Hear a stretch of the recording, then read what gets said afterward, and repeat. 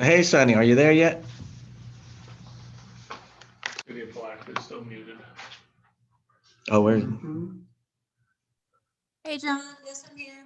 Okay. Hey, thank you. How's the voice here? You sound good.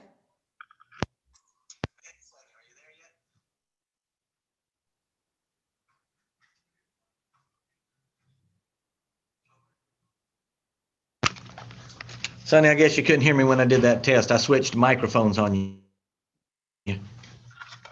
Yes, I can still hear you, John. Okay, I'm gonna try this new microphone. Tell me if you can still hear. Yes, sir.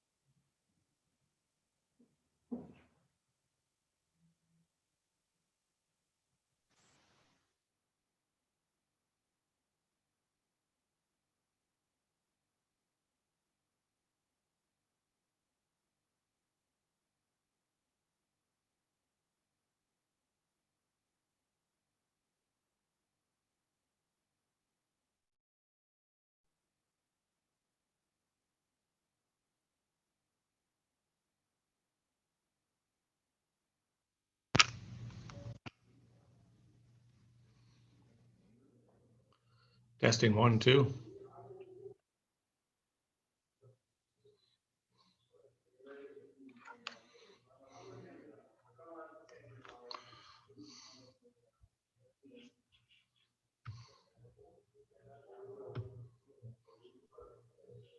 Hey, we heard that.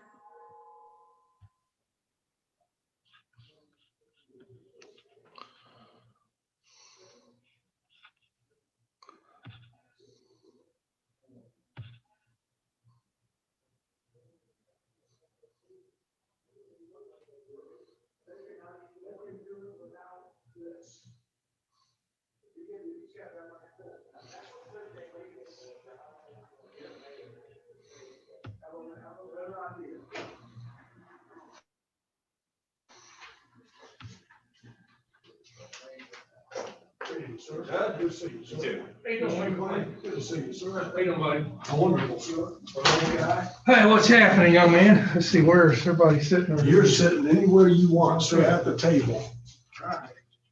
Did you already get a copy of your minutes? Already got it. I mean, your. I copied it. Until the meeting starts. I got the revision. Well, wait a minute. I don't know. That's a little confusing right up to me. But that's what we're voting on. And the way I understand it from Andrew is to leave the dollars where they are for Okay. runway construction or move it out to another year so we can do the hangars. I got you. And John Brown, if he can draw money out of the hat, he can draw it with or without that, in my opinion. And I got the revised packet. Was this in the revised packet or? I think that's just something he made for today, Oh, okay. Okay, cool. just for a handout. All right. I'm gonna get me a water and I'll be right back.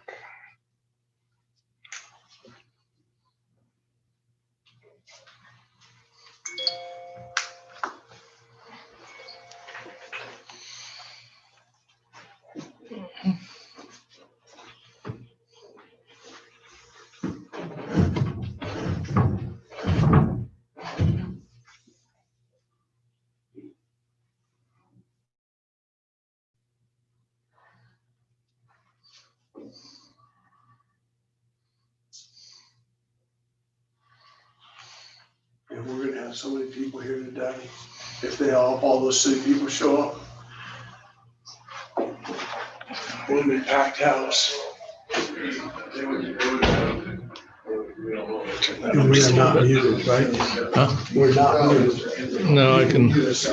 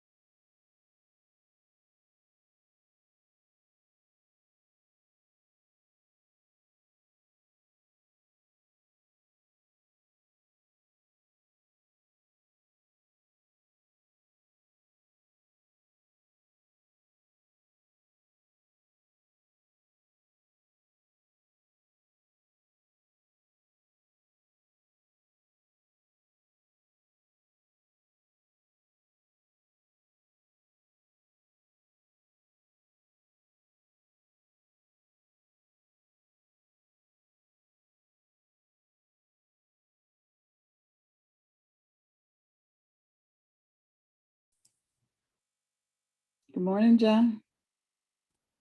Hello? It's Valeria. Hello, Larry. We got you. How are you?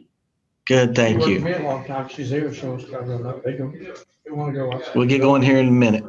I'm All not right, no problem.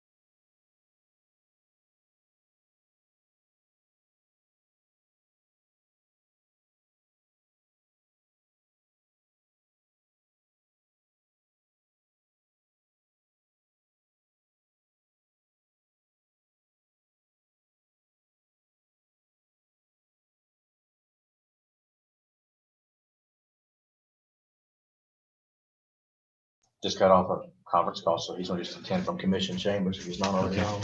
Test, test. Can you hear us, Sonny? Scared to get too. Are we on now, John? Hold on. I can barely hear. The speaker is on the TV. It's already been tested. What do you do? Can you get the volume up? Yes, it is.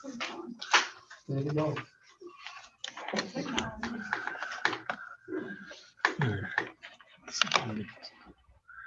You're on mute right now.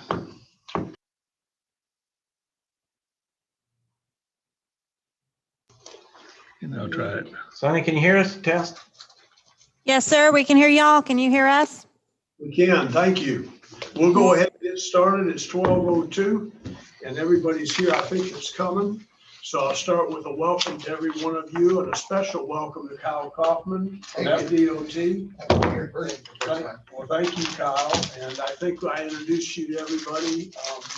We sure appreciate everything that you do for us. Thank you for your care and your attention. Well, so much appreciated. We've already done the roll call. The next thing on the agenda is to approve the minutes of May 5th. I apologize. This is Sunny. I didn't hear the roll call. Oh. Okay. So I guess we'll start with you, Mr. McLean. Present. Mr. Browning, Present. Melissa, I'm here. Dana, Present. Judd's here, Hugh. Present. Okay, I guess that's it. Is that good enough? Chairman Newfall, is Ken Johnson not present? Or did she start? Ken Johnson. Ken Johnson. Ken Johnson's not here. Okay, we need a motion, please, to approve the minutes of May 5th, 2021. Do I have a motion? Motion to approve, Mr. Chairman. Thank you. Second, is there any further discussion? All in favor, say aye. Aye. Motion carried. Thank you. I'd like to start out with just an encouraging comment. In the late 1800s, a lady by the name of Catherine Bates, who was an English professor at Wellesley College, had taken a trip to Colorado Springs. And along the way, in her train trip, she saw so many things that inspired her. She sat down and wrote a poem. And we just celebrated Memorial Day a couple of days ago, and remembering and honoring the U.S. military personnel who died in their performance of their military duties. I was thinking of the words that she wrote that Bing Crosby, Frank Sinatra, and Ray Charles, along with many, many others, made very famous to all of us, and I know we all know it well. And I was thinking of the aviation men and women that died for our freedom. Since we're at an aviation airport, and just in Vietnam alone, there was 2,200 Huey pilots that died in that war, serving our country and fighting for our freedom. And I thought about these words, and I'll just read a couple. Oh, beautiful for patriot dream that sees beyond the years, thine alabaster cities gleam, undimmed by human tears. Oh, beautiful for heroes proved in liberating strife, who more than self their country served, and mercy more than life. America, America, may God thy gold refine, till all thy success be nobleness, and every gain divine. And I know we all are very grateful today and this week for all those that have fought and served and shed their life, that we can have freedom and know the peace that we have. And thank you to each of you in this room that served and honored our country. Also, welcome in. All right, that's the end of my comments. It sure is inspiring to me, and I know it is to y'all too. Do we have any public comments at this time? All right, no public comments. I think we're going to have a fairly short meeting today. Yes, ma'am. What was that, Sonny? Hey, there's nothing in the YouTube chat. Oh, thank you. Nothing in the YouTube chat for public comments. Oh, thank you. So John, the next on the agenda is the determination of changes to the capital improvement program for recommendation to the city commission. Our last meeting, we approved the FDOT program, capital improvement funding list. And we left one thing off, and that was the option to leave the dollars where it is for the runway construction, or move the runway construction money to another year and fix the hangars. I hope I'm saying that correctly. Sometimes we have so much discussion on some of these topics, it's hard for me to keep my head straight. But so is there any discussion on that at this time? John Browning, I think you were working on some thoughts along that line. Mr. Chairman, if I could, it's not directly on point, but as an aside, since you mentioned John's name, I think the board can congratulate John on his confirmation and appointment to the DOT board again. Quite an accomplishment and quite an asset for Putnam County. He has been over the years, and a friend of the airport. So if I could just mention that out of order. Absolutely. Thank you, Mr. Brown. Very, very much. Yes. Thank you, Don. So John, did you have any further thoughts about where we left off on whether to go ahead? Leave it right where it is. Leave everything for now. To leave the runway extension. I'd leave the way we left it last time, just carry it forward for now. Okay. Is that motion? I want to make a motion. So let's have some discussion on that. So Need a second for discussion. You need a Yes. second for He didn't discussion. get You gotta make the he motion. didn't make a Oh, I motion. thought you made it. You made a motion. so John, I'll make the motion, that we leave it the way it is. all right, so we have a motion. Do we have a second? I don't know if I understand the motion. Just so, I'm reading this, I'm not trying to be hard-headed, but I guess I am. Can you explain what? I'll second it for that. Okay, You don't have to try to be hard. okay, thank you. Knew that was coming. So Trying to help you.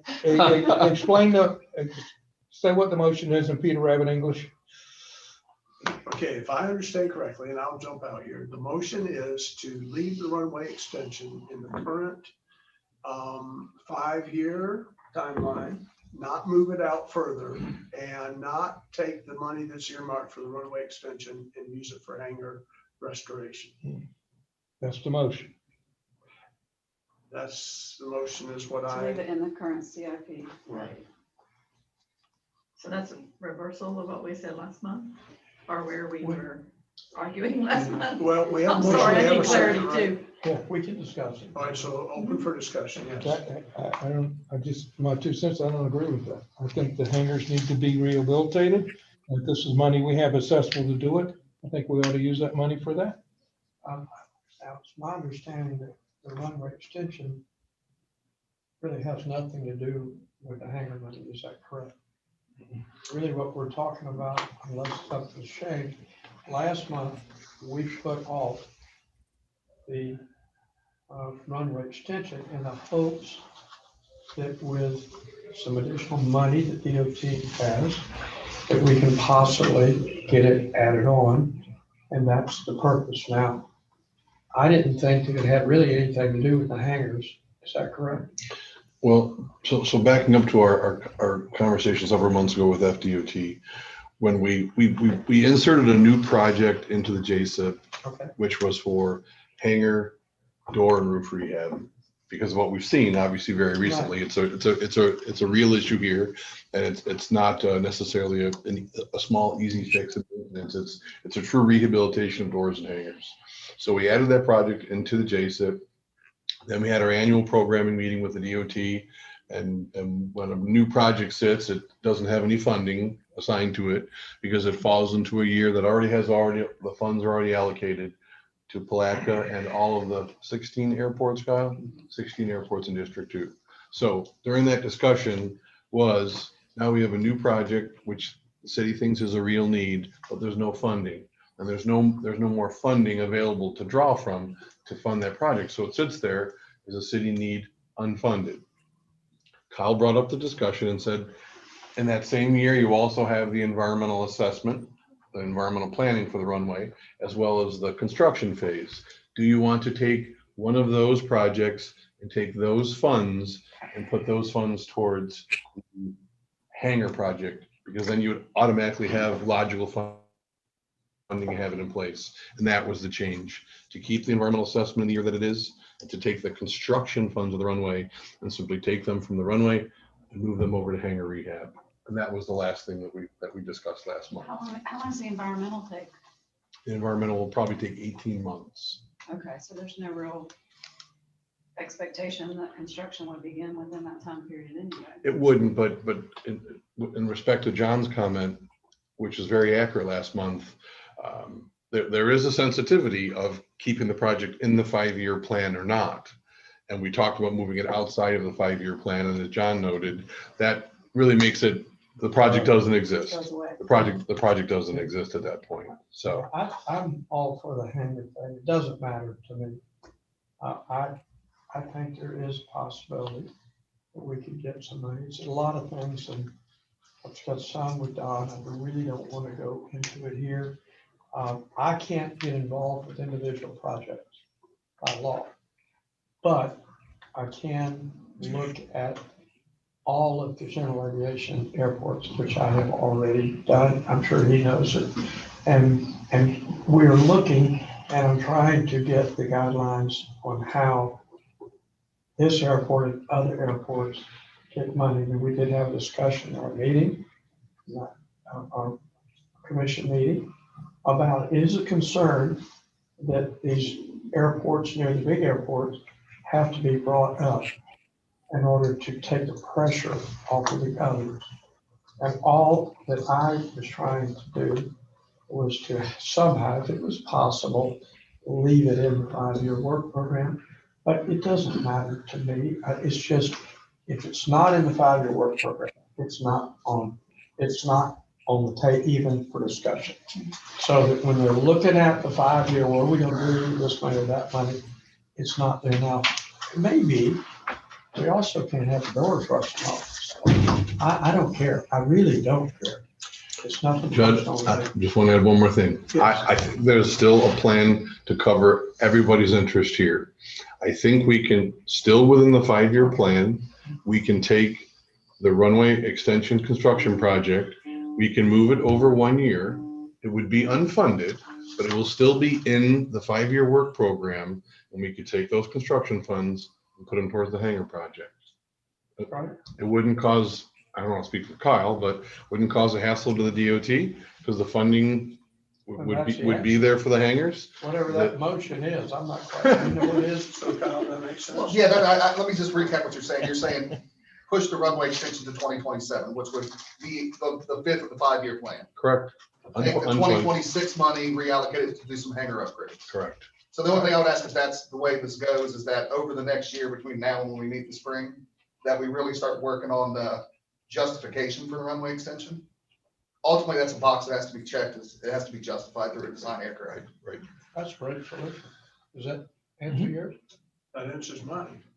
Melissa, does that sound good to you? Yeah, so, and maybe Andrew knows this. I know that there's a lot of discussion in Washington about infrastructure, which would include aviation. If those dollars ever came to pass, would it be important for that project to be in the CIP to be looked at for federal funding? It would be, and it's still on your airport layout plan. It's on the master plan CIP. It would be listed everywhere you want it to be listed. Every checkbox would be checked. Most of the money produced for the airport comes from federal. Anyway, most of it does. Well, I'm just thinking there could be some Just additional absolutely. funding from the discovery, maybe. I don't know. And I'll just add from the state's perspective, there's really a project the magnitude of the extension here, which is what, $10 million, just throwing a number out there? Yes, that's There's accurate. really 2 ways a project like that gets done within the traditional program. One is your assist airport, meaning you have commercial service. Doesn't apply here. The other way is FAA comes on board and picks up 90% of the tab and the state provides the matching 10%. So that's the way, unless there's another path I'm not aware of, that's the only path I see the runway extension happening, is getting FAA on board, which requires you to go through the process of demonstrating that you have a real need, not a build it and they will come, but they want to come and we must build. To put that, like he has said, in plain English, they're looking at takeoff and landing. And a lot of these airports have spent a lot of time encouraging, like Embry-Riddle and the others. If they come in and just touch, they don't even stop and go, that's 2. It's a takeoff and landing. I would suggest that we be more diligent in keeping track of those, because at times we're really busy here. And if we don't have the personnel watching that, we literally have to mark down. But the airports that are getting the funding are the airports that have the need, which means they have to have the master plan, and they have to, you correct me, they have to have the takeoff and landing. So I think that would be where we should be emphasizing trying to get some of these, more of these places that are trying to come in here. And we made a phone call. The mayor has a contact at Embry-Riddle, which we spoke with last night briefly, to talk to them a little bit about whether we could encourage any increase in activity here. And I'm supposed to follow up with that. My question is, and this is an Andrew question, I think, they make relatively simplistic counters for automobile traffic. You run over them and count. I understand there are issues with where that would be on a runway because you're taking off on and landing on different ends. But Is that something that's done at all? It is, there's actually a new program, Don, called VerTower. It's an electronic activity counter, as well as, I don't want to call it an air traffic control tower because it isn't. It's just it's an electronic simulated counter that I've seen in other airports, and it has kind of blown me away to see what it provides. It tracks everybody in and out of here and logs by type of aircraft 24 hours a day, and it's completely electronic. You don't have to do anything. It just sits there and counts. And I don't know what it costs because I've just seen it in the past few months, but it would be a really good thing for Palatka to have, because the business jets that come and go, as John would say, sometimes business jet comes and goes here and we don't even know about it. Well, VerTower would know about it because they track everything coming in and out, where they're coming from, where like anybody comes here and does a touch and go, you can see where they came from, where else they're going to, why they were here. All that is done and downloaded in the cloud electronically. So that would be a good system for the airport to have. One of the things that's is talked about, there are airports that get funded and other airports that don't. Say, I'm waiting for they're fluffing the numbers, so they're trying to cut. There's airports that's, wow, we got these flights, we got a list of. No, they wouldn't do that. Just let you know how, what I have found out, and I'm sure you can attest to it. But use of the airport is what's going to get the money. Use of the touch and go of the things. Can you check, or who would check about the cost of one of those systems? I'll get some information and send it to you. Then. Thanks. I will add, and Andrew, correct me if I'm wrong, but my understanding, it's not strictly, while counts are one part of the puzzle. That's correct. The other part is the design aircraft. Type of aircraft. As far as the runway extension. Absolutely. Yeah. That's right. No, it's not. You It's not just well, correct. But you're not going to have in a really big jet very often if you have to nail his brakes to get in. Absolutely. So it's chicken or the egg. But that was the whole reason, Mr. Chairman, in putting this off, was to try to maximize our ability to get federal money and some state money. And they're looking at everything. We're going to have some visitors come in here and talk to y'all. And you'll come with them, I'm sure. But the system tracks by type. Yep. We want all the airports. These are adding some fluff. We want them to have one too. We could put John up there in I a saw lawn chair. 5 planes land while we were sitting there. There is a step. I worked at DeLand for a number of years, and DeLand had a tough decision on whether to put in a control tower or not, and that was dependent on traffic count. So I saw 3 people sit out on the airfield for a week. It became very contentious because the skydive operation did not want a control tower, and they got somebody from the skydives, somebody from the Pilots Association, and a disinterested third party to literally sit on the airfield all week long and count the takeoffs. Because they had to counter each other. Because they had counting, and I passed them on the way out the last day, Friday. I just happened to be walking out to an airplane when they were coming in. I said, "Do we have a verdict?" And they said, "We can't say. We can't say." So there might be a step here in getting a control tower. Not a control tower. I know it. A virtual tower counter. Yeah. Not a control tower. No. I'm saying get that on. Not a control tower. That. I guess what I'm saying, in the future, we might be looking at a tower in addition to the extension of a runway. But looking at the land traffic was pretty far up there. Did they get a tower? And it didn't. I take that back. It did. It was a flight school that I was part of that really pushed them over the limit, because we're putting on the flights about 100 flights a day or so in the air. That pushed them over the limit. But then that flight school went out of business. And it put them back below the count. So the tower went away.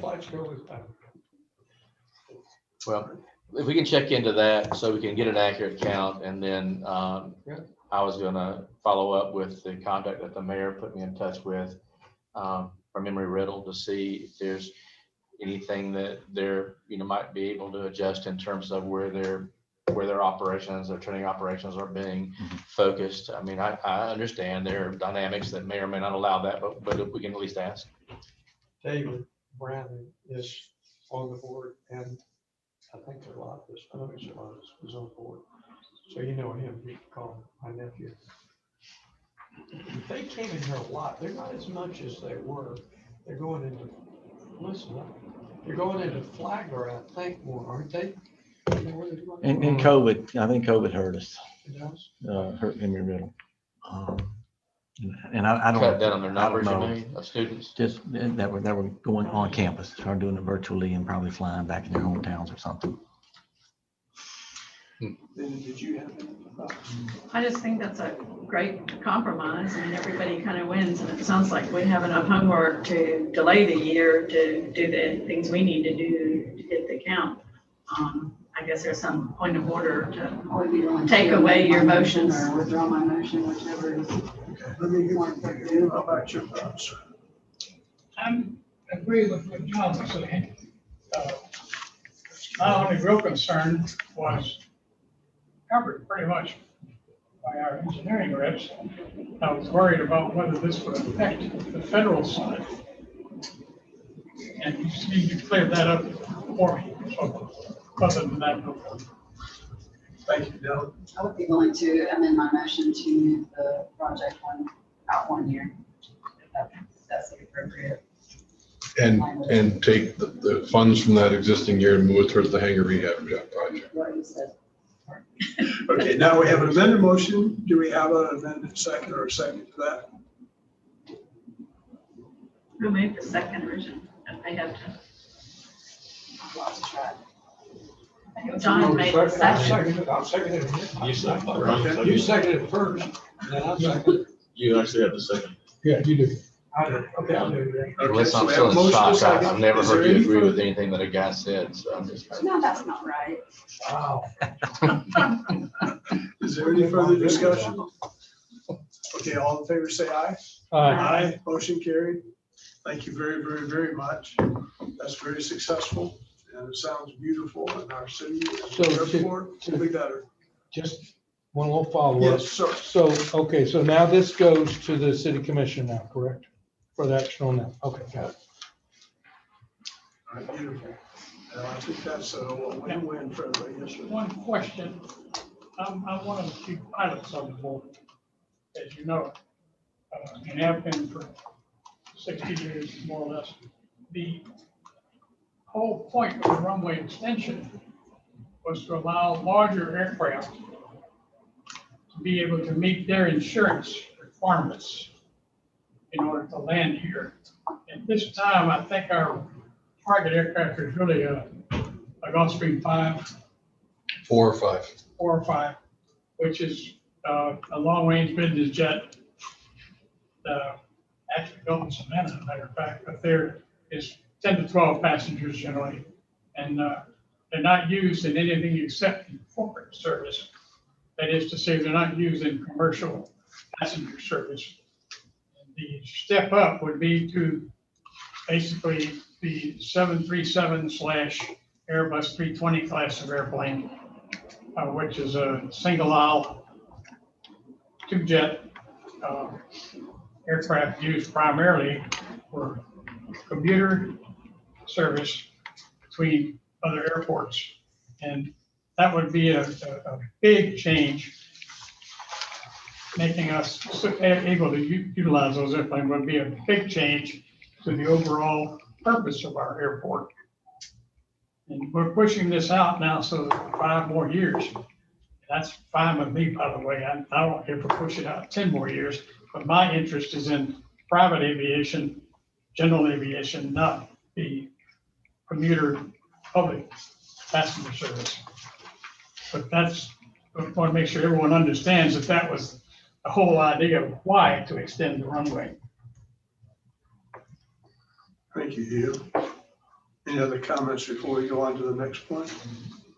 Just since we're on record, it may not, the expansion to a larger aircraft may not just relate to passenger service though.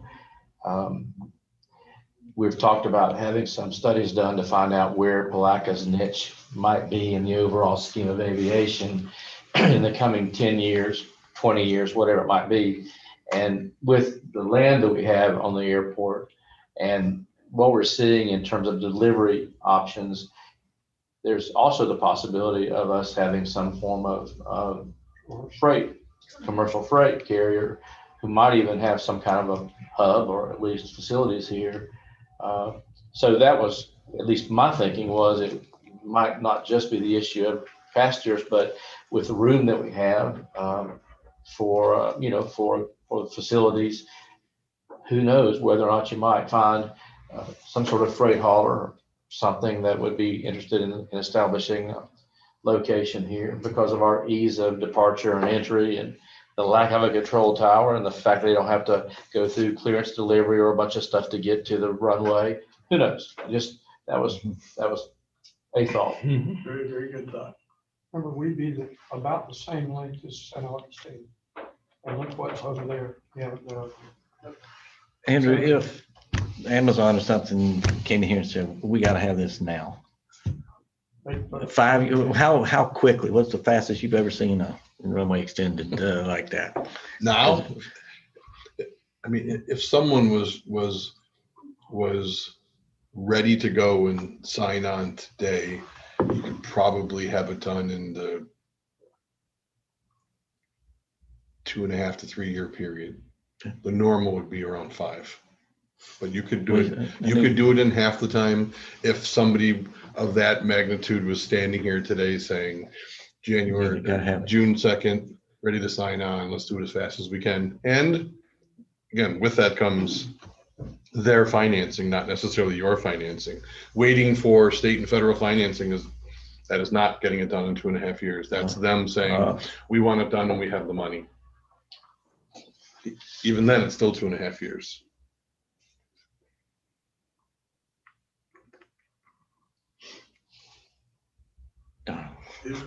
Darn. Any other comments? Well, big distribution companies that are gonna build, they have a 3, 5, and 10-year build-out construction plan. So that's not a barrier to get where we're going, should we identify that possibility. They don't come in and say, I gotta have a runway tomorrow. But you never know what the possibilities are going to be if you have the runway. I mean, this just don't ever know. So anyway. And it will take them that long to build their building anyway. Absolutely. So it's not like there's just going to be an airplane without a large building complex, so they can design and build a building and bid the building at the same time the runway is being designed and constructed. Our last large distribution project had an 8-year build out from commitment time. We didn't get them, but that was the time frame they had. Yes, sir, you. Question for you, didn't Lakeland just go through this with Amazon? They did. They have a massive new distribution center there. Had to lengthen, strengthen, and rehab the runway, but they did all that, and they had plenty of time. And they went over a 5-year period, as I recall. I think it was basically the now. we need it now. Now they did have some federal funding.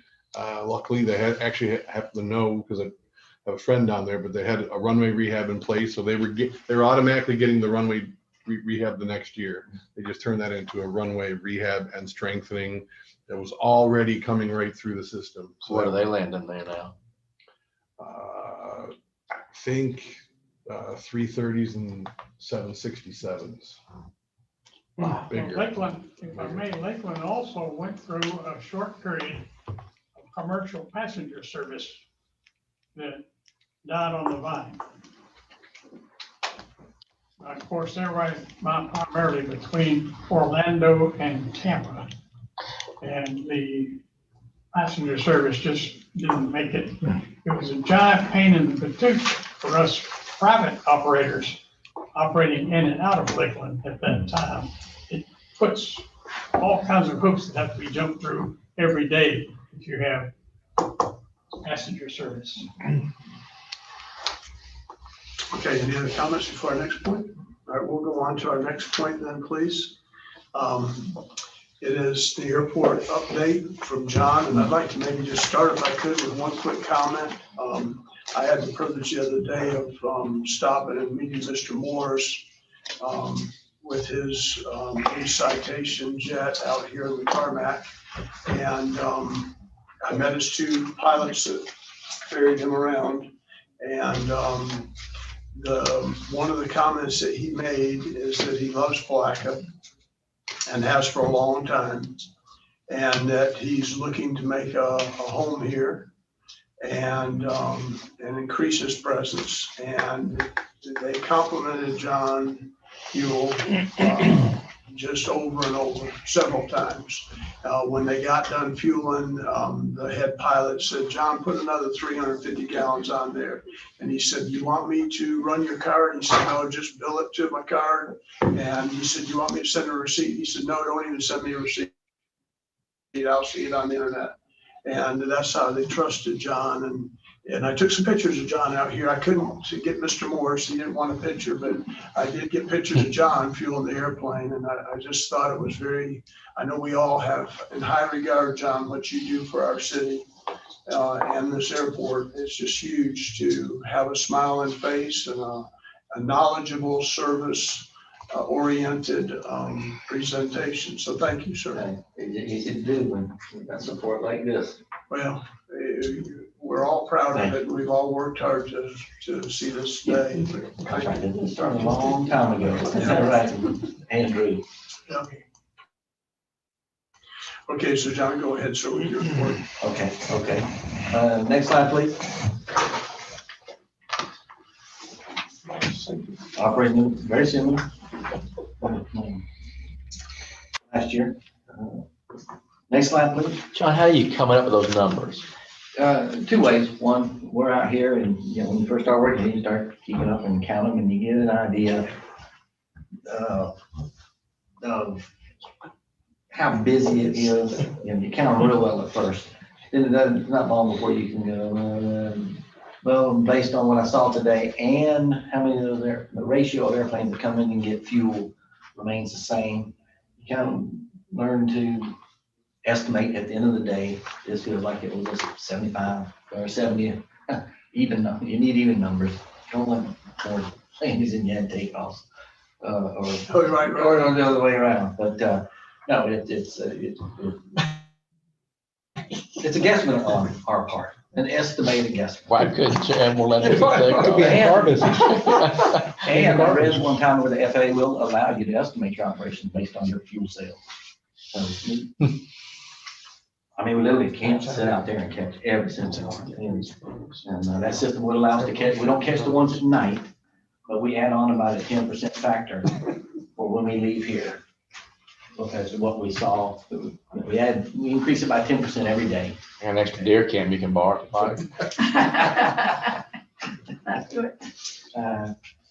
Yes, sir. I noticed that under low lead has gone up 20 cents a gallon.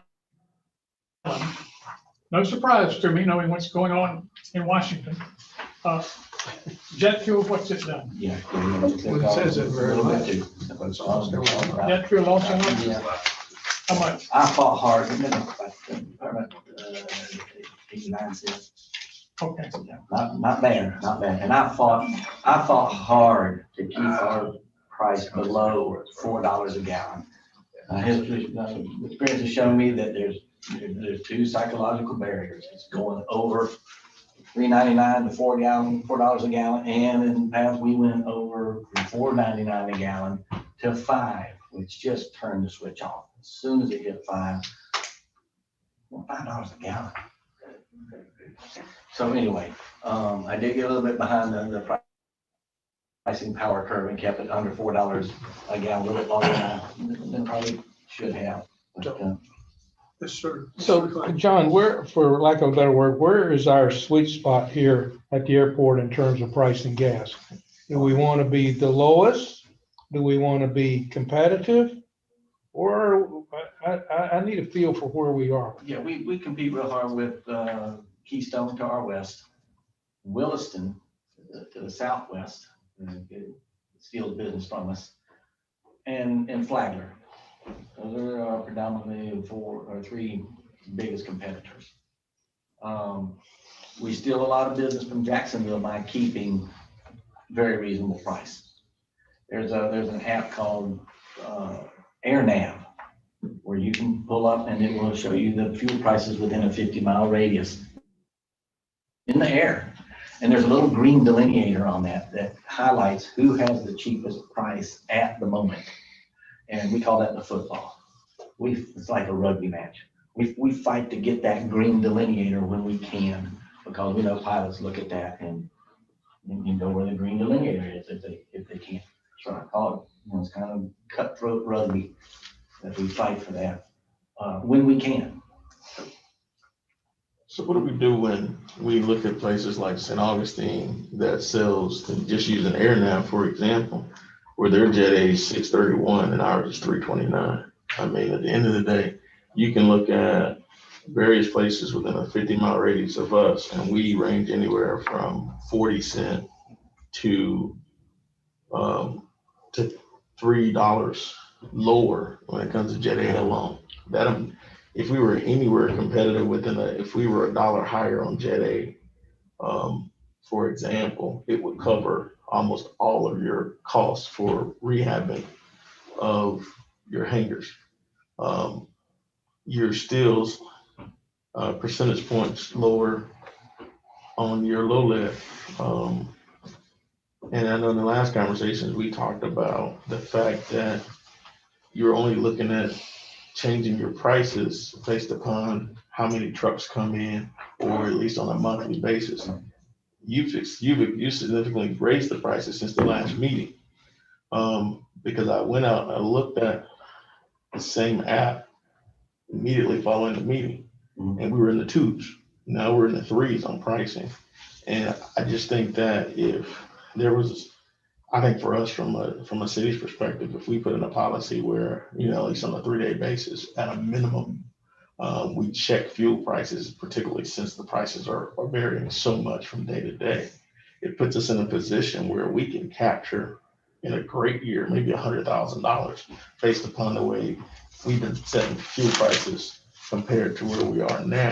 And worst case scenario, we cover the majority of the prices that you have for maintenance on the facility, as opposed to having to come back in to restructure our CIP to deal with those particular issues. And I think it's critical for us to make sure that we implement policies that allow us to capture as much revenue as we can based upon where we are. It's no slight to you, but I think ultimately it falls on the city as a whole and the commission to make sure that we have policies in place which kind of give you working direction as to how we look at pricing. Because you can go to the gas station and the price may be one thing at 9 a.m. and by lunchtime it's different based upon how the market's performing.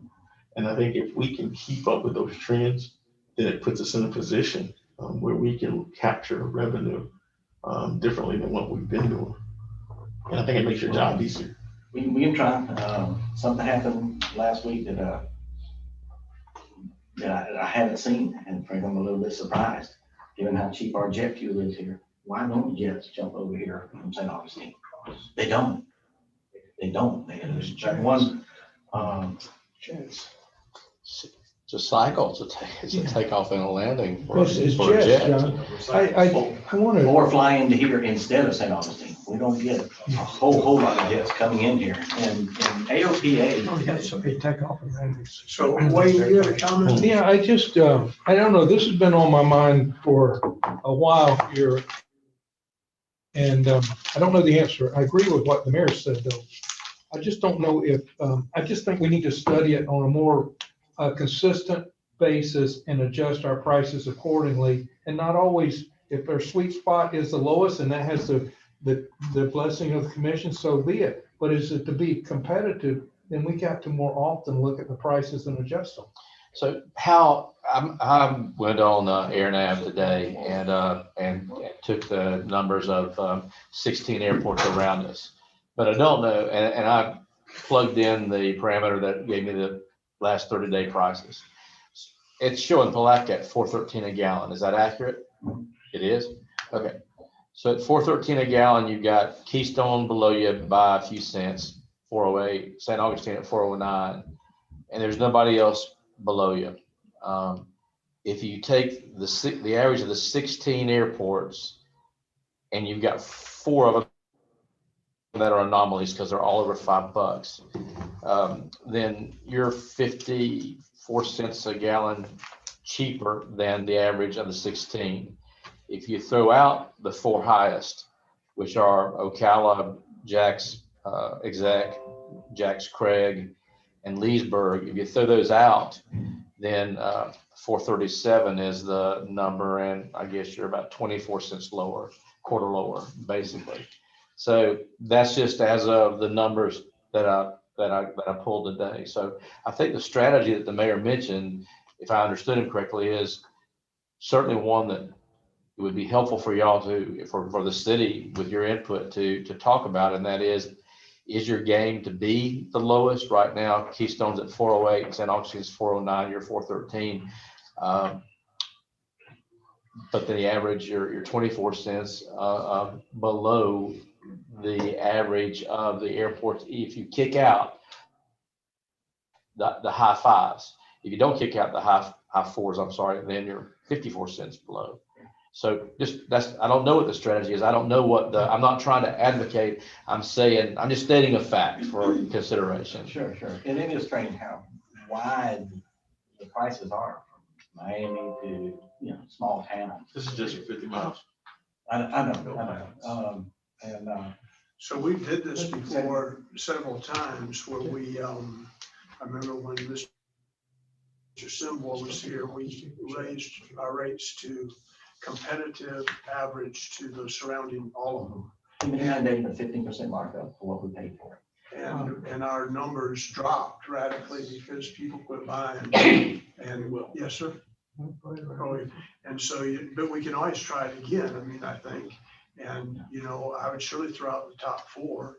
There's nobody that's strategically flying through that's going to stop at one of the high ones. You're going to look for the low one, and you're going to look where it's friendly. You're going to look where the airspace is not as congested as maybe another spot. Right. And you pick your spots where you land.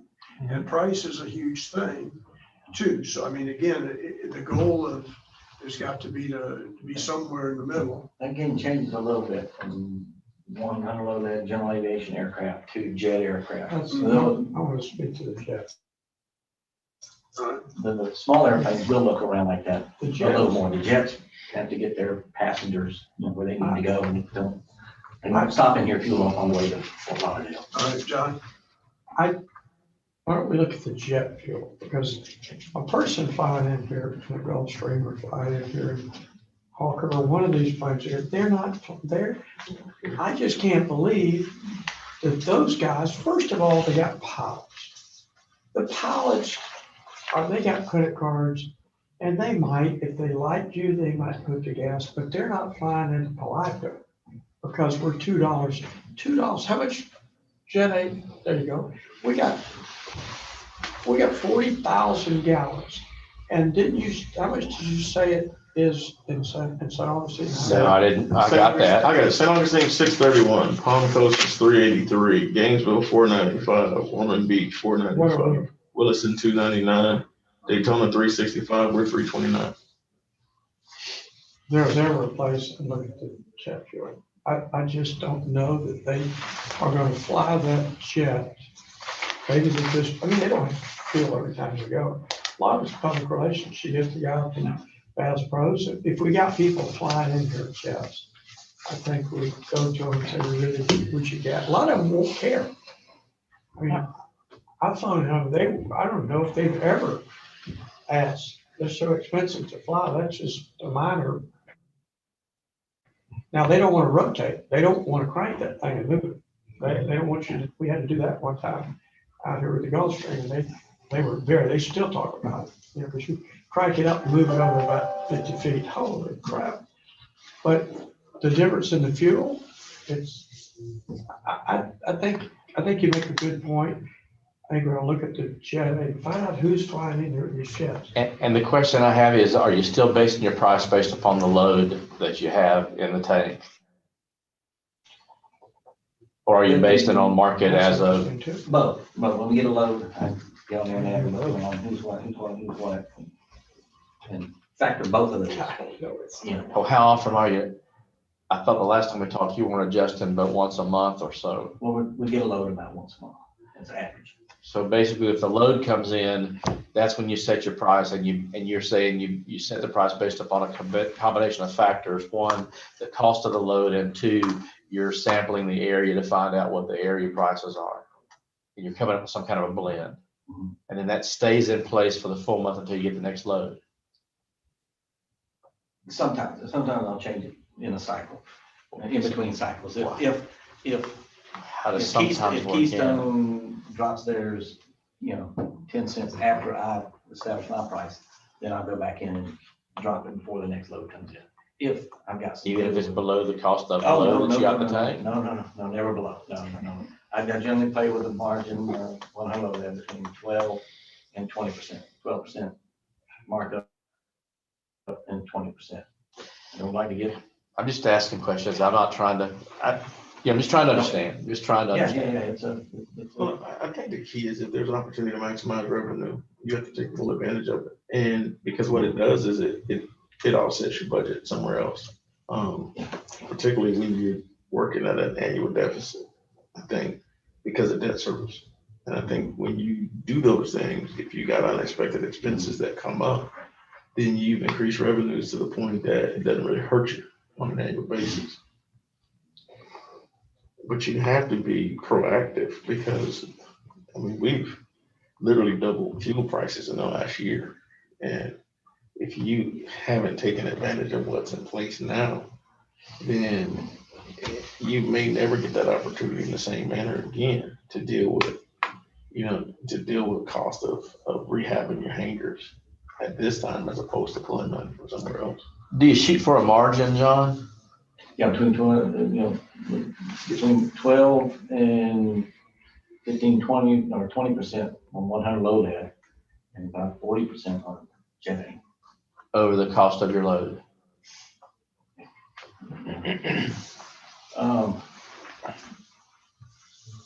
Bass Pro Shop, obviously our number one customer. We don't get a lot of strange jets coming in. The work crews out at the paper mill, fly some people down from Wisconsin every once in a while, and we get a leader jet. But we don't get jets stopping in here for real cheap fuel like the self-serve 100 load there. Which makes the point that Mr. Browning had. And you'd ask the pilots why they came here from Bass Pro, didn't you? They got a choice. The land, they were just as close to the resort as here. Yep. And their answer was the fuel prices and the That's not as service. close. Not to a lack. Close is close. This is much closer. And convenient. He's building a big operation down there right now. Okay, any other? We work on it, we work with Mr. Holmes and some other. Even if you could chart it for a month, by the next month, John, you could chart it like every 3 days or 5 days, or I don't know how volatile the market's going to be the next month. Who does? But depending upon volatility, if you could chart it, what you're looking at in terms of surrounding airports and what our price is, even if you don't adjust it, even if you don't change the price, you can just chart it so we can look at the end of the month and say, well, if you had adjusted it every 3 or 5 days, the difference would have been X. If it's nominal, then maybe not worth the trouble. But if it's not, then you mentioned something that we know, you may be covered in a minute, but you got a major repair now to do to your fuel truck, major. And I do keep coming back to that time where it was mandated, I don't care who else is charging in the area. When you get a load, you do a straight 15% markup. And that hurt. I don't think we're advocating that at all. No. No. But I think I the just other think thing there's is, an I'm sorry. I was just gonna say, I think there's an opportunity, and I don't know anything about fuel cells for airplanes, but I work for a company and my total job was to get gas prices, because he owns 6 gas stations. And those prices change every day, like Terrell said, in that market. And that's how they continue to make, a good profit and stay competitive, because they're daily checking the price. I know that's a lot to ask a person to do, but to see the difference in a month might pay for itself. When you look at the For fuel part-time. cell, look at the fuel cell prices in the last month. When we looked at March, we were at 62,000 gallons of low lead. Now we're reporting 76,000, and we were at 29,000. And now you're at 40.5. And so even pennies on the dollar makes a difference at the end of the And day. then, you know, that's Bass Pro, which really are, it's them or people that are hunting and fishing. You know, We're coming here regardless. they're coming, they're gonna come in here and maybe spend some time with their pilots. And they got a lot of local people now running there down there. They've got Scooter, which a big friend of ours is doing. He's hired a lot of local people, so he wants to be involved. I think spending time with him and working, I think he's gonna get it because of you, John, not because it's $2 cheaper or $1. I think he's not flying somewhere else because it's cheaper. And he's probably gonna have, I don't know where he's coming from. He's gonna have to fuel. And the point is, if that engine costs 25 grand, which Wayne's probably gonna get us a deal and it'll cost $5 or $6 grand, but if it costs 25 grand, then If it's a family deal, it'll be 26 grand. trust me. I like it though. Trust me. That's got it, 30, makes it deal. It would just be an offset for that, you know, that unexpected expense of replacing an engine in the fuel truck or repairing it, whatever we're gonna do. I do agree, we need to mess with the chip prices to see what that would be. I'm a little bit shell shocked about that 15% and what it did to our sales. You were here when that turned the switch on. Okay, we're down to 6 minutes. We're down to 6 minutes, John. Keep Okay, going, please. if we can go through the next slide, please, Sonny, if you're still there, if you're awake. Hey, I'm here. All righty. And next slide, please. Good. Okay. Good stuff. Thank you for the increase. Next slide, please. There was an error. If you looked at the report that went out with the agenda package, there was an error. I had this number down. First one or second one, John? The revision? Pardon me? Was an error? No, the one that you got in your, that Sonny sent out earlier. Yeah, misestimated some expenses in the way of liability. Liability has gone up. Next slide, please. Last month, we reported about Liability what? Insurance? you mean? Yeah, insurance premium. Last month, we reported about in the neighborhood of $61,000 profit. And that was about $7,000 high. Okay, this is more accurate. 61, 2, 69, 68 this month. And Go back to your slide where you showed your profit on sales. back up. And Lauren's gonna do a quick margin to tell us what the percentage of profit was. One more maybe? Isn't it one more? Back. One more? One more. There. So your revenue, so you get a $62,000 profit on expenses of $315, right?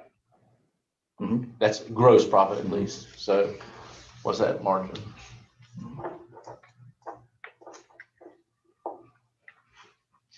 Roughly it's 20% or something. Right on 20, 21.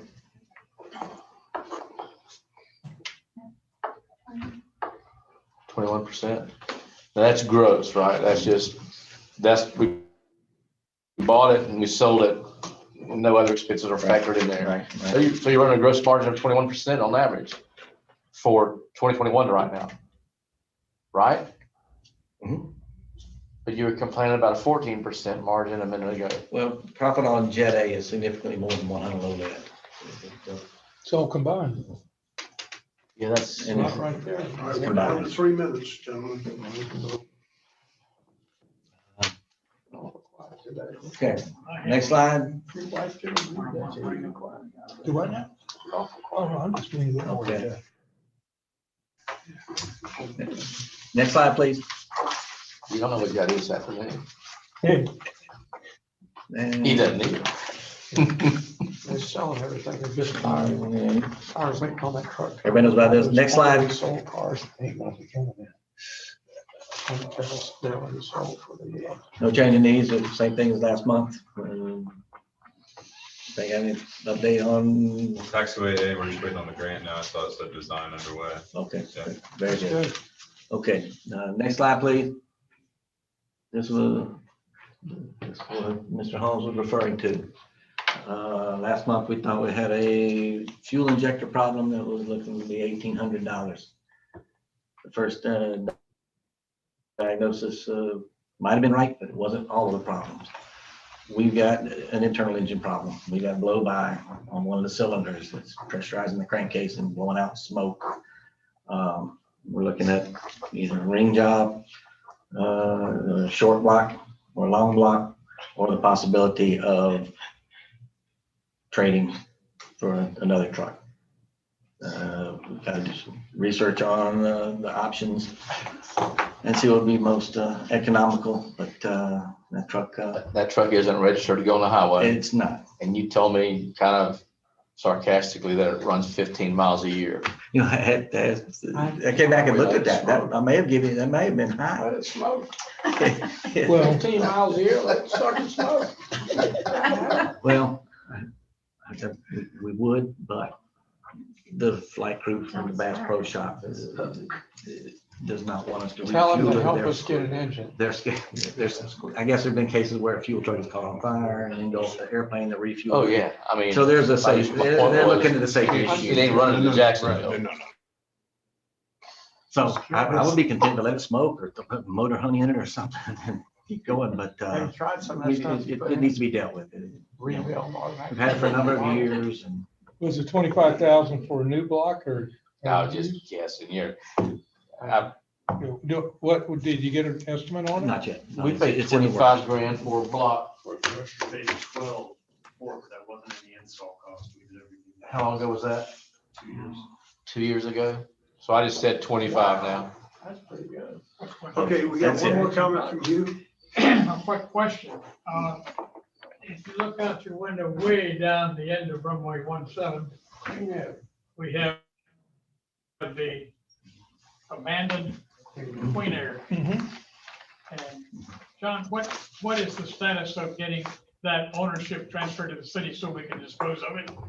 I had a secondhand inquiry on that plane. Some people were interested in buying it, the part out.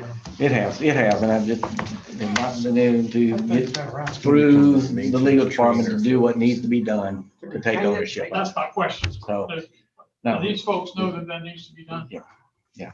In fact, Don worked on it when he was city attorney. He worked on that a while. Straight, we could have got rid of it. Well, that's my point.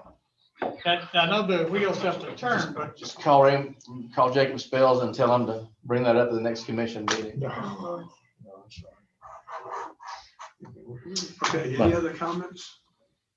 Thank you all very, very much. It's been a very nice meeting and we can stand adjourned and we'll see you on another day. Thank you all for your service. Who gave you this?